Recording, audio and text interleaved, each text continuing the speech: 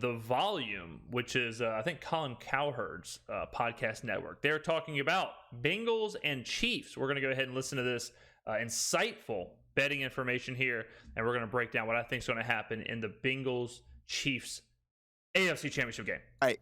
I don't know if we have a Volume Sports conflict of interest here, That was loud. But our colleague Joe Burrow is headed to Burrowhead, as they're calling it, to take on Patty Mahomes and the Chiefs. The line's flipping and flopping. We're seeing 5.5-point line movement at one point from Bengals +3 to -2.5. It sits at a pick'em right now, pretty much. Okay, so this is an interesting game from the Vegas perspective. So let me try and give you a little bit of context. So before last week's game, before the divisional games, the look-ahead line for this was something like Kansas City -5. I believe is what Circa put out. Circa is one of the sharpest books in the world, so I trust their line. So Kansas City -5-ish. So what happens? Cincinnati puts on maybe the best performance of the year, goes to Buffalo in the snow, absolutely destroys the Bills, does whatever they want. And then Patrick Mahomes also gets hurt. So it's the perfect storm of things that would happen to change the line. So they re-list the line. So the line gets opened at KC +3, or KC -3, excuse me. KC -3. It gets destroyed. They cannot take a bet on Kansas City. So the line drops immediately. Admittedly, that was a bad line, especially with not knowing if Patrick Mahomes would even play, right? At this point, with a high ankle sprain, you don't even know what the quarterback can do if he's going to play at all, what percentage he's going to be at, right? So the line drops again. But then it goes from KC -3 and drops all the way down, flips to Cincinnati +2.5, or Cincinnati -2.5. Man, I'm struggling with these numbers. So Cincinnati becomes the favorite, -2.5. Word on the street is KC touched +3 for like 4 minutes, but then moved again. All right. So then it dropped once Patrick Mahomes had his practice where he was walking around. He looked good. You know, he didn't look like he was on crutches, or he didn't look like he couldn't walk or anything like that. So very positive from the media, from cameras, from the interviews. So then it is shifted again to KC, now settling at -1, somewhere in there, -1.5. And I'm filming this on a Friday morning, so that's where it's at now. So that's the context of the movement of the line. It's Chiefs -1 as we talk, but I mean, I could refresh again and they could be +1. Let's call it a pick'em. Have you settled into this game yet? Woo! This game is emotional for me, okay? I'm a Broncos fan. Yeah, I know. I had a really long year, really long season. Broncos fan. I've never been a huge Chiefs fan, ever. I love everything about what this Bengals team is. Joe Burrow is incredible. I love watching them. Eli Apple's making it a little hard right now with his Twitter finger. He needs to shut up ASAP. Anyway, that's another conversation for a different day. Okay, so are we going to get to the game at all? Are we going to get to the lines? Are we going to get to the odds? Are we going to get to some analytics? Are we going to get to some yards per play? Like what are we doing here? What are we talking about? Okay, a lot of emotions in this one, and I gotta tell you guys, I know everyone's like, oh, everyone loves to get on Twitter and talk about, you know, how Vegas plays a role in the game and whatever. Nonsense. I don't care. What I will tell you is I am not buying this ankle BS at all. All right, so Patrick Mahomes has a high ankle sprain. We know that, right? Now, we also know that they can take things like Toradol. They can take some painkillers or whatever to make it better, right? So we have to assume that he has a high ankle sprain. Anyone who has had a high ankle sprain or has watched what happens to athletes that have them, you know, Tony Romo talked about this a little bit on the broadcast, but it gets bad. It gets way worse 4, 5, 6 days after than within the first 30 minutes or an hour of when it happens. So I don't put a lot of stock into how he played in the second, after the injury against Jacksonville. I don't put a lot of stock into the videos of him at practice walking in a straight line or standing still or anything like that. I'm going to put some stock into what I see on the field. In my mind, I would say Patrick Mahomes is probably 65 to 70% of what he normally is. And the reason I go that low is because Patrick Mahomes, if you have watched him, you know that very rarely is his game just him in the pocket slinging the ball. He's always extending plays. He's always running around. He's always moving around. He's always scrambling, making these insane throws. So if he cannot do that, if he can't scramble east to west, if he can't cut, if he can't, kind of do what he wants to do, that's a very different player. That's a very different Chiefs offense, especially if the Bengals know that, and the Bengals are going to be trying to hit Patrick Mahomes. So it's one thing to watch him walk up the stairs to do a press conference. It's a different thing to see him get hit, to see him get rolled up on, to see that thing get twisted up, to see him plant, to see him sprint, to see him move around. I'm not saying that he's facing possible amputation, but I don't think it's BS at all. Ankle's fine. He is fine. I'm telling you right now, yes, he tweaked it. I'm not denying that he didn't hurt himself. He had a press conference, no boot, no limp, just casually walks out of the room. We are being played, people. His ankle's fine. Goes down mini stairs, too. A little da-da-da-da. We're being played with this ankle narrative. I just got to tell you. Press conference. Not a great start here. So, impossible. Now, he may not be as hurt as we think. All we know is high ankle sprain. Some people miss weeks with a high ankle sprain. Some people miss months with a high ankle sprain. Some people miss no time, right? So we don't know his pain level. We don't know his pain tolerance. We don't know any of that stuff. What we do know is that he's going to try and play. That is at least put to rest. He is going to try and play, and he will be out there. Will he finish the game? I don't know. Will he look the same? I don't know either. What I'll tell you from a gambling standpoint is this is a game where I would very, very, very highly advocate for in-play betting.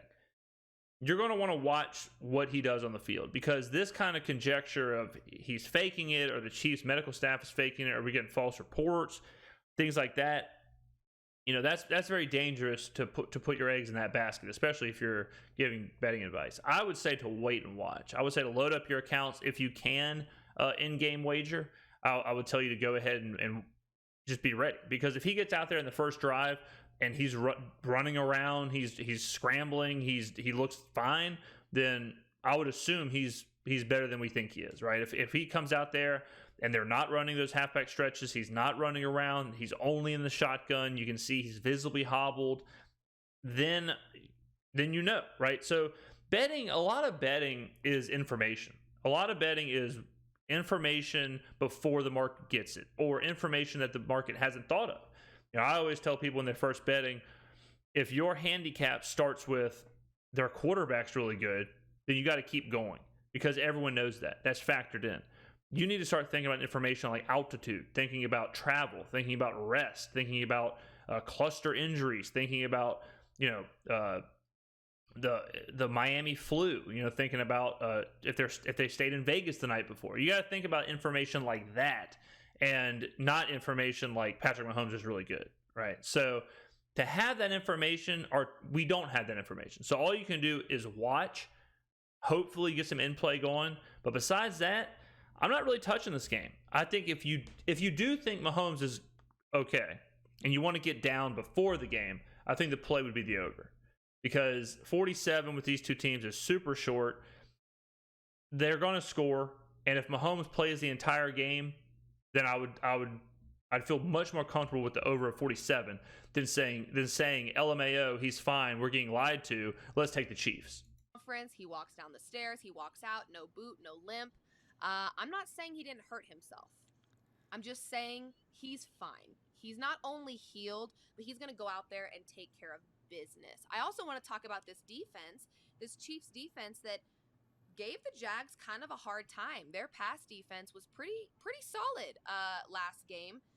And we know this Joe Burrow offensive line, as great as he is and has as much as he has overcome with a crappy offensive line, the Chiefs are sick of losing to the Bengals. Patrick Mahomes is sick of it. He is not going to stand for the BS of it being called Burrowhead. He's done. He's fed up. I hate it. I don't want to like the Chiefs. I don't want to bet on the Chiefs. I don't want the Chiefs to win, but I think they're winning this game. Okay, I mean, I don't know if I'll be able to finish this video. So, I mean, they're both motivated, right? Motivation now can't be a factor. This is the AFC Championship game. It's a trip to the Super Bowl. They're both equally as motivated. The Chiefs' defense has looked better. The Chiefs' defense is rounding into form, no doubt about it. The offensive line issue. So Cincinnati is getting their center back. I think that is still an issue. You know, people think it's solid after last week. I think the snow in Buffalo kind of negated the defensive line for them, kind of negated how bad Cincinnati's offensive line may be. But Cincinnati is the perfect team to deal with a bad offensive line because of how good Joe Burrow is and how quick their offense is. Joe Burrow gets the ball out of his hands. I think it's like a 2.4, 2.5 release, something like that. And the magic number is 3. So you want to get it out under 3 seconds to kind of negate a pass rush. He does that. That's just who he is. So we can expect him to do that again. We can expect him to have quick, short routes. We can expect Jamar Chase. He's going to spread the ball out. He's not going to single on any receiver. So I think that that's something that, you know, it is important to factor in this offensive line issue, but you also have to remember how good Joe Burrow is at stopping that too. And, you know, Kansas City, you're going to hear a lot about Chris Jones, the defensive tackle. Here's the fact. He's never had a sack in the playoffs. So he's as dominant as he is, he's going to have to prove that he's also dominant in the playoffs. Let's go, Lynn. I'm telling you. I was on the Bengals last week. I'm not sure if I feel like you were, and then you might have flip-flop. But I was on this Bengals team all week, not a soul talking about them, and now everyone is on the Bengals. And the most bet ticket for the Super Bowl futures since Saturday. That's hysterical. They are overwhelmingly being hammered. They're like 77% of the tickets at every split you look at. Pick a book, name a book. Nobody is on the Chiefs. This, to me, is laughable. And I said this B- joke earlier this week. If I'm setting wedding tables and I got Andy Reid and McDermott, Andy Reid's at table 1. McDermott's in the back with the kids at table 9. That's the difference in coaching quality from last week to this week. This is going to be a rude awakening for the Bengals, who everyone is crowning. Okay, so I mean, I love Andy Reid a lot. I think he's probably the second best coach to ever live. He's certainly top 5. But so to his point about the Bengals being public, obviously the Chiefs are getting some serious buyback if they went from +2.5 to back to -1. So the Bengals for sure were taking a ton of money at the beginning because, Patrick Mahomes was hurt. People thought we were going to get Chad Henne versus Joe Burrow. And not for nothing, but the Bengals have kind of dominated this rivalry. The Bengals have dominated Kansas City. And in the playoffs, when you're not scared of going on the road, when you're comfortable in an environment, that's a big deal. I think that is a big deal, that Joe Burrow has that, whatever you want to call it, that swagger, that belief, and the team believes that we're going to go in there, we're going to win. You know, other teams are scared to play Patrick Mahomes. They're scared to play the Chiefs. They're scared to play an Arrowhead. The Bengals certainly are not. The Bengals, you know, I'm not a big Zach Taylor fan, or I'm certainly not coming out here and saying Zach Taylor is a great coach, but Zach Taylor does have this offense rolling, and he does have it figured out, and he is negating some of their issues. So I do give him credit for that he is kind of getting comfortable in this offense of what he needs to do. Earlier in the year, he got way too run heavy. He got way too caught up in trying to make Joe Mixon work, and he said, you know what, let's just go back to our bread and butter, and that bread and butter is Joe Burrow and this passing game. So I don't put a lot of stock into Cincy being a public team. I don't put a lot of stock into that because of the kind of the uniqueness of this situation where it's, you know, there's injury issues and all that. So I don't put a lot of stock into that. Again, Burrow, the narrative with him, it isn't the same when he's the favorite. It's just not. And for what it's worth, agree. I wish they were an underdog by a lot. And they're not. They're not. The edge is gone. Eli Apple's making it even worse. You're now giving the mental edge to the Chiefs. And this is what I said as well this week. Patrick Mahomes, I know he has a very nice, soft voice, but this is a Texas-born and raised kid. Liv, you went to college in Texas. Shout out TCU. Texas-born and raised football players have DOG. This guy has dog. This guy, you saw him on the sideline. I'm not going in the tunnel. I'm not leaving the game. This is a defining moment for him. And they are 16-2 in Arrowhead in their last 18. Where was that DOG in college? You know, Patrick Mahomes played at Texas Tech, and he's from Texas. What happened to that DOG there? Because Texas Tech was ASS. They were ass when Patrick Mahomes was there. So where was that DOG, Monaco? And yes, they've beaten the Chiefs 3 times. They beat them 3 times by 3 points. Those are 3 coin flip games. And this year's game was in Cincy. So to beat a team twice and then go to their place on the beer pong rebuttal, I can't do it. I won't do it. I love KC here. I know, I do too, really.